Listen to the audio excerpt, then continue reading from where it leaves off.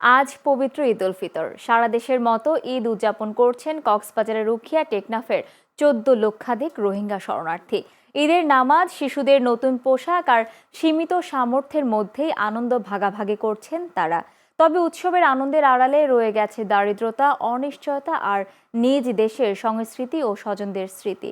বিস্তারিত দেখুন প্রতিনিধি মুজিবুর রহমানের পাঠানো তথ্য চিত্র ডেস্ক রিপোর্টে।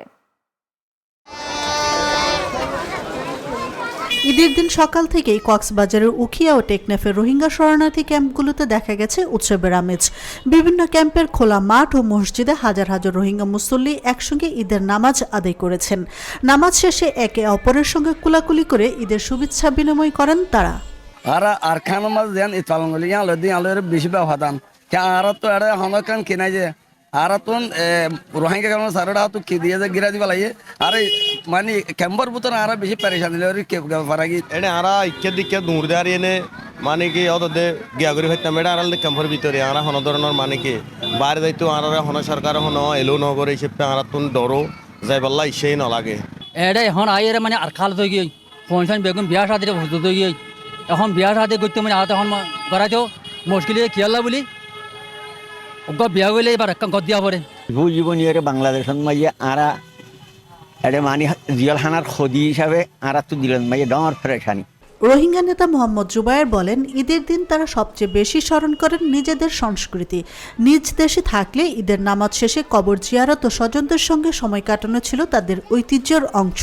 বাংলাদেশের একখানটা জিয়লখানার ডইলা শিওলগিরার ভিতরের একখান জিয়লখানার ডইলা ক্যাম্পের ভিতরে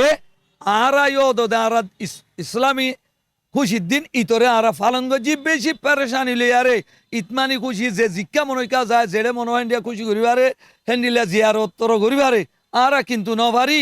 2017 সালে মিয়ানমার থেকে পালিয়ে এসে বাংলাদেশে আশ্রয় নেওয়া প্রায় 14 লক্ষাধিক রোহিঙ্গা এখনো অপেক্ষা করছেন নিরাপদ প্রত্যাবাসনের। বছরের পর বছর শরণার্থী জীবন কাটাতে কাটাতে ঈদের আনন্দও অনেকটা ম্লান হয়ে গেছে তাদের কাছে।